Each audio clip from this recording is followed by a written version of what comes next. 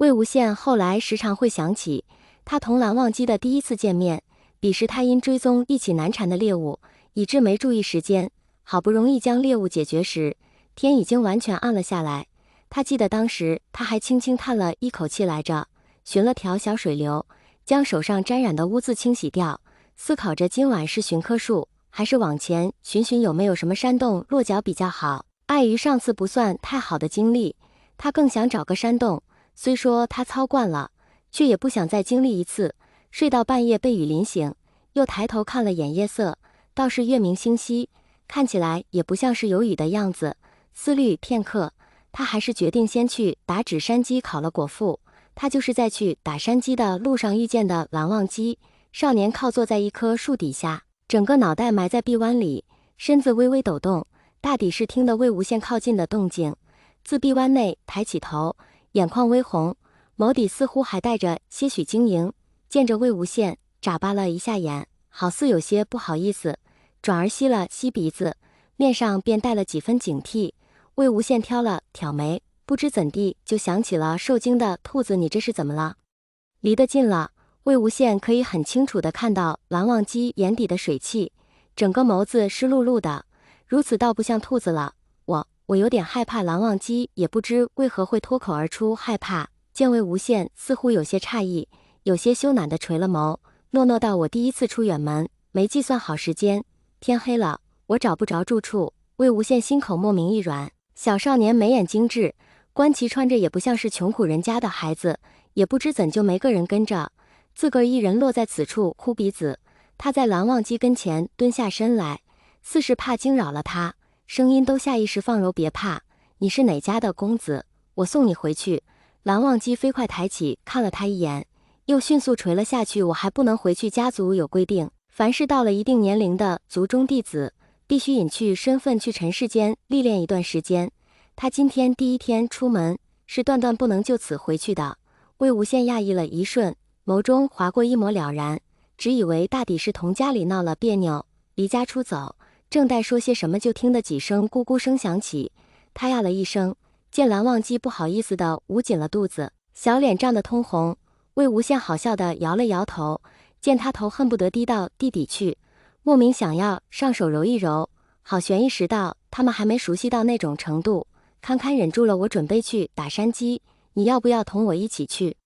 蓝忘机当然没拒绝，他接一天没吃东西了，出门时他兄长塞给他的钱包，他都给了那些向他乞讨可怜兮兮的小乞丐。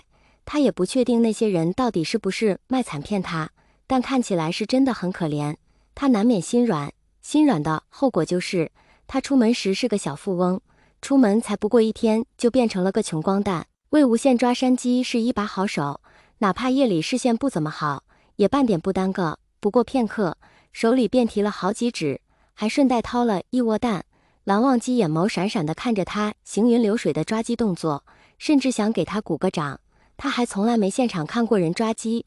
魏无羡无意间瞥见他略带崇拜的目光，下意识挺了挺胸脯，莫名还有点骄傲。反应过来时，差点乐出声来。他从来没想过自己竟然有一天会因为抓鸡而骄傲。你，魏无羡本想让他替他拿着鸡蛋，这会才想起他还不知道这人怎么称呼。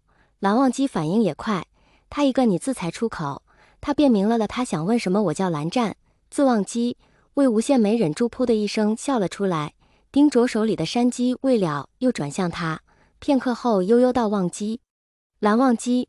蓝忘机无意识鼓了鼓腮帮子，好看的眉眼都皱了起来。我叫蓝湛。好，蓝湛，蓝湛，你叫蓝湛。魏无羡收了笑，指唇角还是微弯，见他一副不乐意的样，好脾气的轻哄道：我叫魏婴，字无羡，我叫你蓝湛，你就叫我魏婴吧。蓝忘机点了点头，也不反对，接过他艰难揣在怀里的蛋，好奇道：这个蛋要怎么吃？他倒是知道水煮蛋，指这荒郊野外的，他们什么都没有，一会烧给你吃。蓝忘机闻言瞪大了眼，看看鸡蛋又看看魏无羡，很惊讶的模样。鸡蛋还能烧着吃？你没吃过？没有。那你一会有口福了。他话落，就听得蓝忘机的肚子还挺应景的再度响了起来。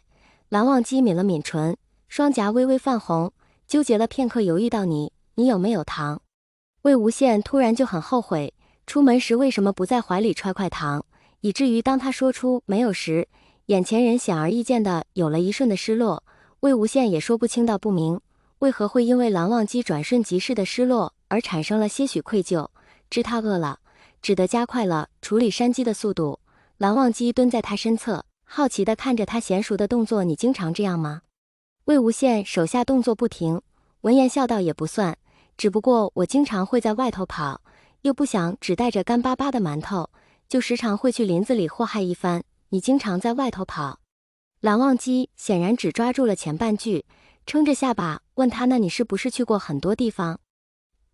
虽说不是特别多，但也不算少吧。他闲不住，无事的时候就天南海北的跑，反正他一个人在哪不是呆，说走就走，没有任何负担。那你可真厉害。蓝忘机诚心实意地夸奖了几句，未了又道，我从小到大就没出过远门，这还是我第一次自己一个人出门。说到这，他不免有些失落，不习惯是肯定的，最主要的是他有些想他哥了。魏无羡笑了笑，也不问他为何离家出走，又莫名见不得他失落。那你想好了要去哪吗？蓝忘机认真想了想，很诚实的摇头，没有。魏无羡心口一动，试探着开口，那你不如先跟着我。这短时间内，他算是看出来了，这小公子分明就是十指不沾阳春水。他有些担忧，若是就这么放任着他不管，这小公子指不定得把自己饿死。蓝忘机眼睛一亮，扬声道，可以吗？似乎是意识到语气过于雀跃，又微微收敛了些。我是说，这会不会很麻烦？魏无羡失笑摇头，这小公子还真是什么情绪都放在脸上，不麻烦，反正我也是一个人。蓝忘机小声啊了一声，不太确定道，你一个人？他还以为魏无羡同他一样是哪家出来历练的公子，若是一人的话，那岂不就是是啊，一个人他自记事起，便是一人，跌跌撞撞，好歹是将自己给养活了。有关于爹娘的记忆太过遥远，能记起的也不过一些只言片语。对不起呀，我不知道。蓝忘机自觉戳了人伤心事，很是诚恳地同他道歉。魏无羡摆了摆手，示意不必，不知者不怪。再者，这么些年他其实也早习惯了。气氛一时有些沉默，魏无羡好笑地看着一脸愧疚的人，心头再度不自觉泛软，心底却也不免疑惑，好似遇上这人就总忍不住心软，也不知到底是因何。想不明白的事，他便先放在了一旁，首当其冲最要紧的就是填饱两人的肚子，趁着他处理架子的间隙。蓝忘机自告奋勇地说是要去再拾些柴火，魏无羡也不阻止，待他已经生了火，又将鸡架在了架子上，蓝忘机却还不见回，他不免有些担心，高声喊了几声，惊起几束飞鸟，却未听得蓝忘机回应。